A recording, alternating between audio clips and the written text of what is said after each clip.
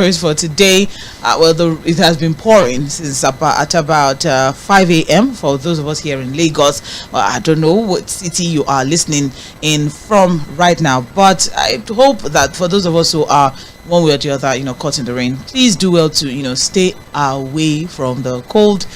Please ensure that you cover yourself. Try to, call in to work. That, of course, I'm sure bosses and HR would know that the rain is pouring and they should be able to understand, hopefully. But then just try to put a phone call through, send a message as regards, your situation. But please do not get into the rain and try to stay away from, the dirty water that would be all over the roads this morning. Very, very important. And also for the kids, please let's ensure that, we had them up properly. Their cardigans and, whatever it is. I remember those days that we had to rub. That's very interesting. They rub, mentholated, what's that? Vaseline, yes, on our chest when we are going to school when it's raining, in order for us not to get a cold or catch a cold or whatnot. So let's do all of that. Let's try to, also, take something warm. Very, very important. Just what's most important is our health. Please let's pay attention to our health. It's very, very, very important. Not at this time where things are ridiculously expensive. My name is Omobola Sandra. I will not be doing this alone. Fuad Sahid will join via the phone line to give analysis to the stories that we're going to be looking through this morning. And we'll kick things off whilst we look at the major stories. After that, we'll take a break by 8:30. By 8:40, we are back again for Mainland Focus. And that's the part where you, our dear listener, you get to be part of the conversation when we look deeper into, two or more major stories and try to flesh things out.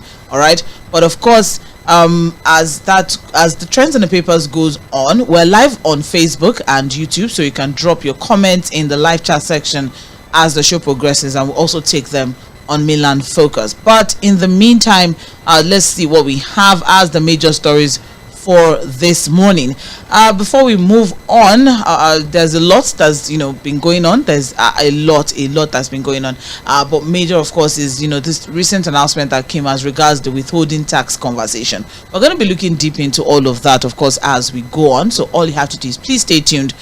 This is Mainland 98.3 FM, and you're on to Trends in the Papers.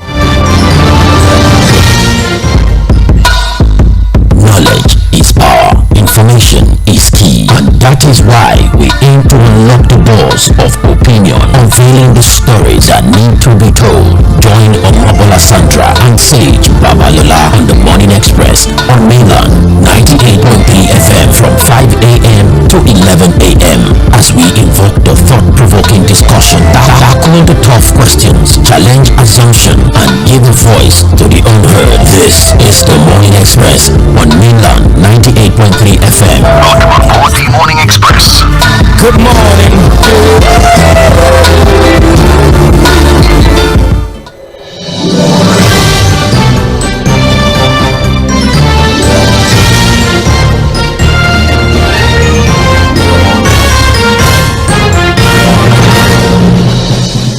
Yes, thank you for staying with us. It is still Trends in the Papers on Mainland 98.3 FM. It's time for us to look through the major stories, and I'll be kicking things off with the Punch newspaper. But before that, good morning, Said Fuhad. How are you doing? Yeah, I'm fine. Good morning, Sandra. It's a wet day, a rainy day in Lagos. Oh, we did not see the rain, as they will say. Share Rojo. This one, I will see the rain. No? It's heavy. It is. Very heavy. Everywhere is flooded. Roads are flooded. In most parts of Lagos, really, at least from around the Jᴏɪᴅ, towards Alausa, Ikeja, it's heavy. Roads are flooded, and I think we should just all Nigerians be careful out there. The drains are covered. Most of the drainages are covered. So you don't even know where the drainages are. So, and then for school children, would have to trek from home to school. I think parents have to see them through the process of getting to school this morning. So don't leave your children, because again, you are not even sure where the holes are, where the potholes are, where the drainages are, So let's just be careful out there, because the rains are still pouring. It's still raining now, and since about 5 a.m. or so. All right, well, there you have it. Please, very, very important. Just as our father rightly said, you can't even see the drainages at this time now, especially with the heavy, very, very heavy amount of rainfall. I know in most parts of Lagos, we don't have covered drainage; they are open. So, and when they are filled up like that, you are not even sure where the drainages are. So, especially for the school children, we should be very careful. Adults too have to be careful. It's not just about school children. It's everybody. I remember sometime last year, or I think it was last year or 2 years or so ago, when there was an SS2 student that got caught in a drainage somewhere in Idiro, and it was very unfortunate. By the time they pulled her out, in another street. The water, the water dragged her. And then, Sandra, one other thing: fences are now very weak. Old fences, of buildings, of structures are now very weak. Somewhere around Main Day, I think there's a secondary school around Main Day here. Yesterday I saw that the fence came down, and a very weak old fence like that. So with the rains now, they are now very wet and weak. I don't know about fences so far. I think it's just buildings generally. Buildings generally. Look at what happened at Papa Jao Mushin a month or two ago, where an excavator was trying to. They are building drainages on Yusuf Street. And it just hit the ground trying to and the whole thing came down. And the whole building came down. So I think it's just everyone, maybe all the almost 1,000 building agencies that we have maybe should help us looking, because we have a lot of recently there was an Akahoma that was also killed very close to her office. A fence came down, killed her, and almost also killed her daughter. Just very close to our office there, and again the situation again is that the fence just close to where she's trying that has become very weak. I think the rains are also making a lot of fences and buildings now very weak, so we have to also take note of that, and people have to ensure that they protect themselves, watch out for some of these dangers around.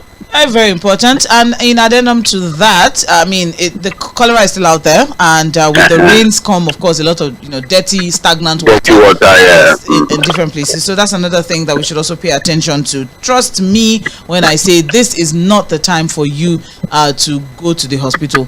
You do not want to spend money in the hospital. You have a lot of medical personnel; they are crying at the moment. So it is not the time for you to go to the hospital. So please, prevention, they say, is better. And the cost of treatment too. It's not about even crying. No, that's what I'm saying. There's a lot to just consider, because what you're going to spend on drugs, on bed care, on so many things. So diagnosis and what have you. Before you see a doctor, there's also a lot to consider as regards the health sector at the moment in the country. So let's go into the stories for today. We'll kick things off with the Punch newspaper. You're listening to Trends in the Papers on Mainland 98.3 FM. The major headline on the front page of the Punch: cholera. So with NYSC Batch B Stream 1 currently in camp, 33 states battle 2,102 cases as NYSC enforces strict camp rules. Lagos, Bayelsa, 8 others, have 90% of cases as infection spreads to 122 local government areas. And just the big question there would now be, just yesterday also, I think yesterday or day before yesterday, we were talking about Tʀᴇɪᴅs prison, that the cholera issue had broken into that, and now there's also a large clustering of core members. What are the measures that the government is putting in place, that NYSC is putting in place, aside from is it Niger State now that is sharing 200,000 naira for their core members? There's so many other things that we also need to put into consideration. So the DG of NCDC, Nigeria Center for Disease Control and Prevention, Dr. Jide Idris, has said that 2,102 suspected cholera cases and 63 deaths have been recorded across 33 states in the country. And this is while he was giving an update on the campaign against cholera outbreak, as NYSC has introduced strict camp guidelines with the commencement of the Batch B Stream 1 orientation course. So, as we know, the orientation course runs for 21 days. That's about 3 weeks. So they're equipping and training eligible, participants, and to do this, they have issued strict instructions to camp coordinators and officials so that in order to prevent the outbreak of cholera in orientation camps. And whilst the outbreak has been notably affecting Lagos, Bayelsa, Zamfara, Abia, Cross River, Bauchi, Delta, Katsina, Imo, and Nasarawa, so that's we can't really get the measures, but that's basically an update as regards the cholera situation, and also in connection to the fact that there will be large clustering of core members nationwide. Well, again, we just have to do what we need to do. Say, Sandra, it's very unfortunate that at this age and time, cholera is what we are talking about in Nigeria, and basically this is coming as a result of poor infrastructure, Sandra. Poor infrastructure, poor living conditions, widespread poverty. Our environment is dirty, Sandra. Let's just accept it. We live in a very, very, very dirty environment, whether we decide to accept it or not. And that's why sometimes I look at the way we carry ourselves. I'm like, can we really say we are that exposed? Can we really say we are that how do I put it now, civilized? Let me just use the word, because with civility comes or develop. You put everything together, really. Because with civilization, you are able to take care of the environment. You're able to put in proper infrastructure. It's not about how educated we are, really, Sandra. With all of our education and everything, what do we do with it? How have we been able to really to transform our lives? All of the education we have been able to gather. Just look at our environment, Sandra. Terrible. And I'm not even talking about the most obscure parts of the country. Let us use our so-called mega city, my darling state Lagos, as an example. Look at our environment. Look at our drainages. Look at communities. Look at our roads. Potable water we can't even provide. And we go around bragging, raising our shoulders. But you look at us and you just shake your head. Even cities like Kigali, Rwanda, are doing better when it comes to their environment. Sandra, recently you were in some of the West African countries. Look at their level of neatness, organization, decency, respect for the law. You understand what I'm saying? These are smaller countries with not anything close to the resources God has given to us in Nigeria. But we're not just able to do some of the very basic things. And there's no reason why we fail and falter in this thing, Sandra. It's just because of widespread corruption. It's just because of widespread corruption. And we are so happy to allow the status quo to remain. We even justify it to give excuses for not being able to provide the very basic things for ourselves, despite all of the resources God has given to us. Well, it's embarrassing at this time now, and it's even so much more unfortunate, especially with the onset of the rainy season, which of course we know leads to an increase in cholera cases due to the flooding and the compromised water sources that we have at this time now. So I think where are the water sources? Let's look at Lagos, for example. How do Lagosians get potable water? Everybody has to sink its own bowl. And in areas where there are no bowls, abokis are still the ones supplying water. Where the waters are coming from, you don't know. And if you have to buy water, Sandra, you are not going to be one of the neatest persons, because water has a whole lot of role to play when it comes to cleanliness and hygiene in our community. Yeah, we are not able to provide water for ourselves in a state surrounded by water, Sandra. We practically sit on water.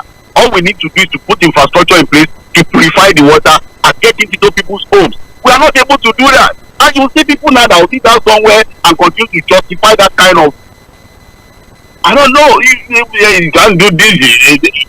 I'm like, these are some of those most basic things that people have been able to sort out in the rest of the world. Here we are, we can't even do it.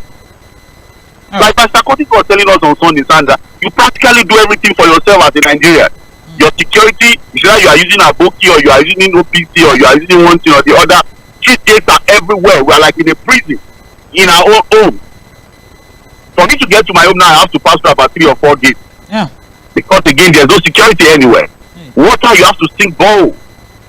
Road is poor. You now see communities helping themselves, fixing roads, fixing drainages. School, you have to take your child to a private school and pay through your nose. You want quality education for your child. Healthcare, you have to patronize private hospitals because the government hospitals are near empty. The services are no longer available. So what do we get from government now? Now we are talking about cholera.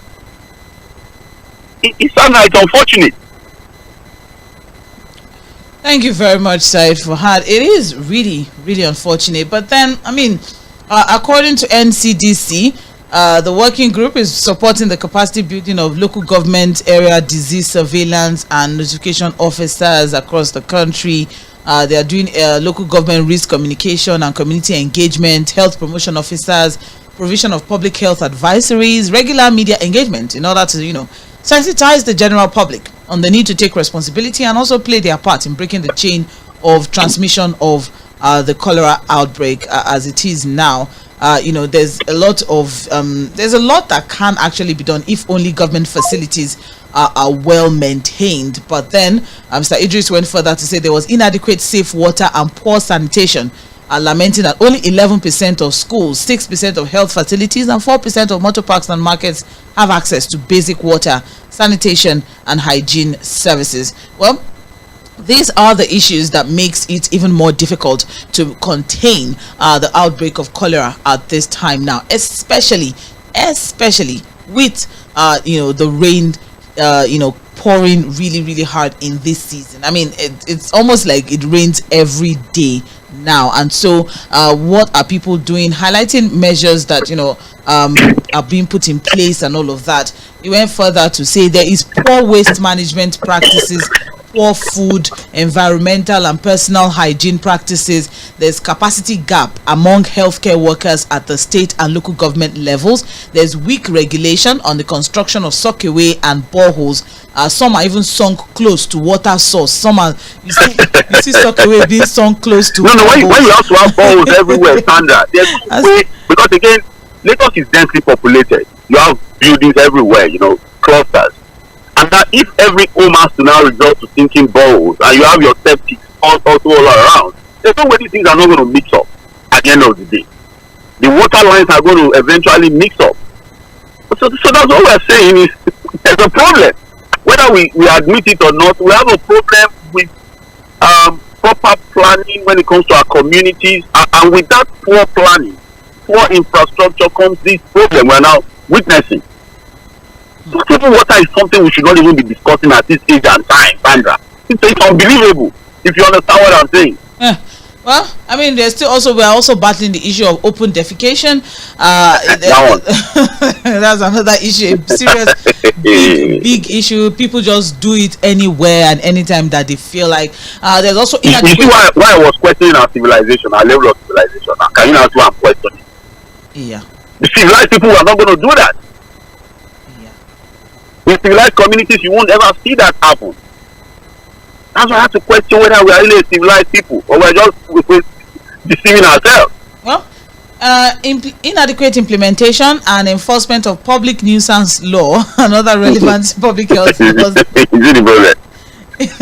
Inadequate capacity of state level delayed disease reporting and response action. So these are the issues that they're finding difficult to do. But then you can get all of the details on page 2 of the Punch newspaper, page 2, discussing the breakdown of the cholera situation and also the fact that the riot act has been read to all crew members in orientation camps. To do what now? As measures. Most of the camps don't even have water supply. I think sometimes tanks bring water to them. I served in Taraba State. It was a terrible experience. I don't know what has happened afterwards. That's a long time ago. Yes. You served maybe like ages. It's something years ago. I don't know. I'm sure they have done. I mean, when they've done what? I'm certain that they have done something because okay. I hear you. I served just maybe sometime last year or 2 years ago, and deceive yourself, please. Continue to deceive yourself.